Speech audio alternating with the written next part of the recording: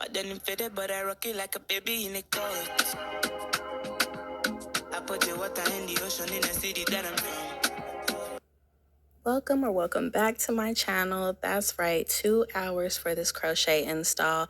So I went ahead and braided my client's hair down. This is my lovely aunt, my mama's twin, my second mama, and today she's getting a crochet install. We went ahead and braided straight back and then went ahead and did the honeycomb in the back, and I did a small perimeter braid across the top braids.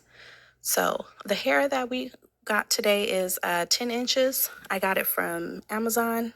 I'll try to leave a link in the description, if not the name, so you guys can go and purchase that if you do like the way this turned out. So right now we're starting in the back. I always start in the back.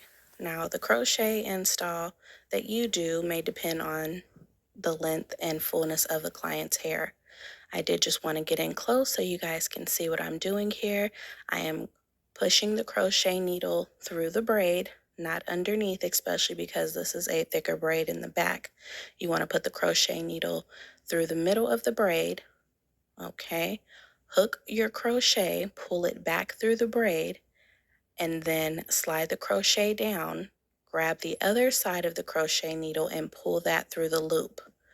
And then you'll slide the crochet up to the base of the braid. And it's just that simple. No knots are needed with this pre-looped hair, which is very convenient. And that's mostly why it makes this a 2-hour install.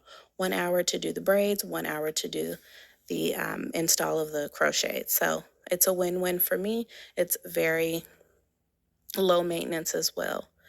Okay, so again, just putting that crochet needle through the braid, pulling it through, sliding it down to the bottom of the crochet needle, grabbing the loop on the other side and pulling that through, sliding it all the way up to the base. Here you'll see me do it again. Close it, pull it through, slide that crochet needle to the bottom, grab the crochet again and pull it through. Now if it gets stuck, just take it out and redo it again, put it back through that loop, grab it at the end of the curl and pull that through, and then you'll just pull it up to the base of the braid. Okay, it's very simple. A little practice and I promise you can get this, guys. Same here, you'll just watch me do this.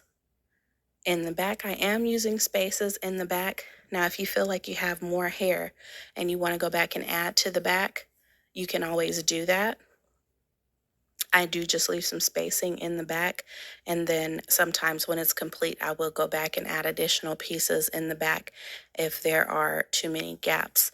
But I like to make sure that I leave that back open a little bit just until I see the fullness of the crochet and per what the client wants. So I sped this up for you. Same thing here, just putting the crochet through the braid. And you guys will just watch me until I finish up here towards the top.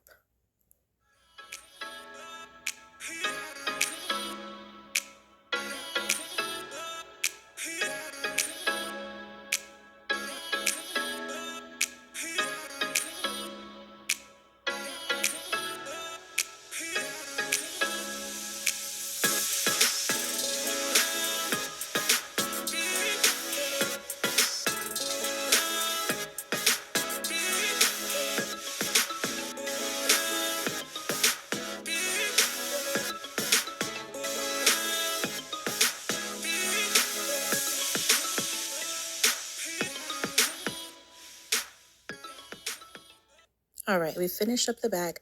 We're now working on those front braids. So let me zoom in a little bit closer so you guys can get a better view here. Okay, so you'll see that she has 8 braids going straight back. We're going to start with the first braid again, going through the braid. Where the braid is thicker, you'll see me actually go under the braid towards the front. But in the back here, we're going to go through the braid, grab that crochet, pull down, and tighten towards the base. Now these crochets are really soft, so they're very, very flexible, when I'm pulling up and kind of sliding towards the base of the braid, it does look like it might become tight. It is not tight because they're very, very soft locks. And if they do get stuck, all you need to do is just reposition that crochet needle and then bring that crochet right on through. You'll see I leave about a finger length width between each of these crochets. You'll want to make sure that you space these out pretty close in the front, just enough to have them lay side by side easily. You don't want them stacked on each other or too close to where the crochet becomes stiff. So make sure you're leaving just a little bit of space in between each one, so that they lay side by side and not really touching each other. Okay, so you'll see me pull the last one through here, and you'll just make sure to hold that base when you're pulling that through, especially on the client's edges. All right, let's move on up. Same thing here, put that crochet needle through the braid, pull it through.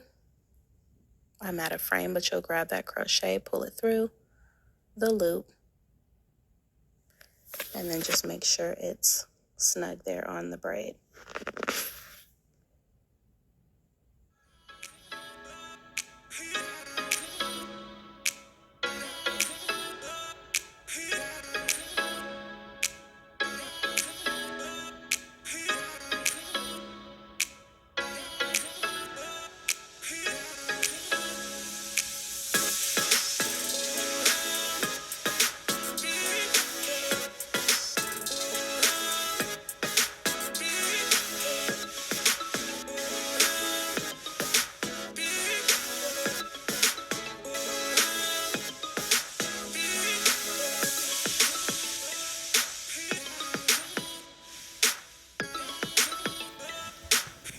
Now right here, you'll see the crochet get caught. All I did was just loosen up that loop at the base, and then it'll go right back to where you need it.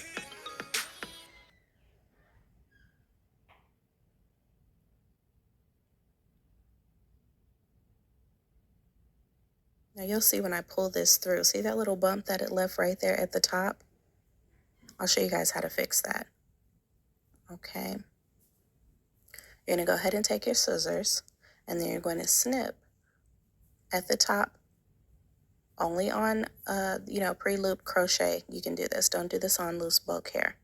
Okay, just snip that right off at the top, and then you're going to take one of those little seam smoothers that, shave the piling off your clothes. You're just going to touch the top right there where you snip, just to make sure that's not sticking up.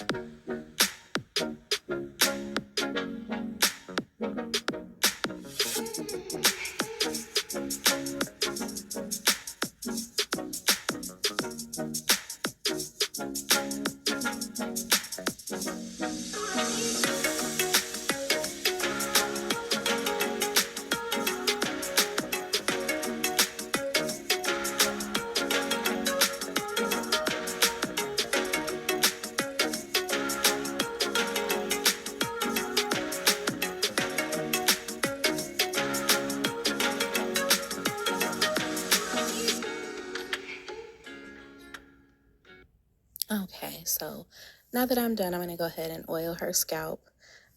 She was saying that this felt really good. You'll see her mouth it. That feels good, she said. So this is my personal oil, so I don't mind just applying it, and she didn't mind me applying it straight to the scalp from the bottle. But I usually use a dropper for clients. I mix up an oil and drop that to the scalp. But I just went through here, and on every part, I went through and made sure that I oiled her scalp really good. Now, prior to this, her hair was pretty dry. I told her wash and condition, do not use any product, but since she washed the day before, that hair had dried out. So I did put just a little bit of a conditioning balm on it before I braided it down, but I didn't want it to be too slick, so I waited for the oil at the end. You can do this prior to. I usually do it prior to, but it's always good. I mean, the client will, I'm sure, not complain if you give them 2 scalp oils. So we went ahead and got all the nooks and crannies. That is that wild growth oil that I use. What I usually use is the jojoba oil, and I mix it with a little bit of tea tree, because you cannot use tea tree right on the scalp. Do not apply tea tree to the scalp by itself. You need a carrier oil. I use the jojoba oil with the tea tree because it is very moisturizing. Tea tree will burn if you use it by itself. So just keep that in mind. I do mix it in the little dropper, and then I drop that to the scalp, and then I'm just rubbing it in here, making sure she's good and moisturized so that her scalp is not itching. We didn't pre-treat this hair. She doesn't have an allergy to synthetic hair. Some people do. I'm one of those. I have to do an apple cider vinegar wash, but we didn't have to do that with this hair for her. So now we're finished. I've oiled it, and we're gonna go ahead and get some better shots for you guys. But first I needed to go ahead and mousse it down, so I went ahead and poured that mousse on top. And you just want to make sure that you're rubbing that mousse all the way through the locks or crochets or whatever type of hair you're doing when it has these loose little curls at the end. Those can snag really quick on clothes. They also are very, very soft. So you want to make sure that that curl is just, there's some type of hold on that curl to keep it, curled or looking like it is now. They can get fuzzy real quick, and they'll usually do that there on the ends. Now, as these locks get older, of course, the older they get, the prettier they look, in my opinion. But the bottoms, because it's loose and it's a loose curl, you don't want that frizzing up on you too quick. So make sure that you grab some mousse. I'm using the Vigorol olive oil. That's why it has that little green tinge to it. But you can use your mousse of choice. And again, I'm just rubbing that oil in, rubbing that mousse into the hair, making sure that we are set. We won't be putting her under a dryer, so I just really want to make sure that that is definitely soaked in to these crochets. Now my aunt did ask for a part. This was already braided. I would braid those usually just a little bit closer, but she does want to wear a part. I did show a way that you can flip it over too if you don't want the part. I don't always prefer a part, so this is pretty versatile because you can flip it to either side. I did just put a light spray of Got. It is laying how she wants it because she did want the part. This is Hawaiian Silky. I'm going to just spray a few pumps in my hand. This is a new bottle, so you'll see me pump over and over again. Nothing was coming out, so don't think I put too much of this in her hair.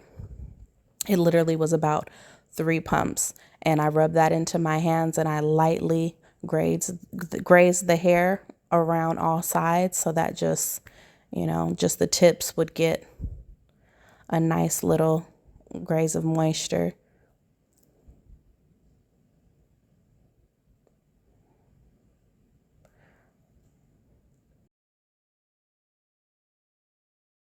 Turn towards me. You like it? I do. Oh, you blessed. Yeah, it's beautiful. It's low maintenance. I can keep this up. Very low maintenance. And you said I can do a headband if I have to. You can put a headband on. You want to put a soft headband on it. Nothing that's going to pull back because that's going to put tension on your edges. So a fabric headband would be the best. Go ahead and turn towards that way so I can show them the back. Turn your head straight. Yep. Yep. So, and I this have is some soft cloth one headbands. 10 inches. I'll leave the hair in the description. This was ordered off of Amazon. It was on sale at a great price, and I really like the way this turned out. You like it? Yeah, because I can switch it both ways. Woo woo. All right, y'all. Peace out. Bye.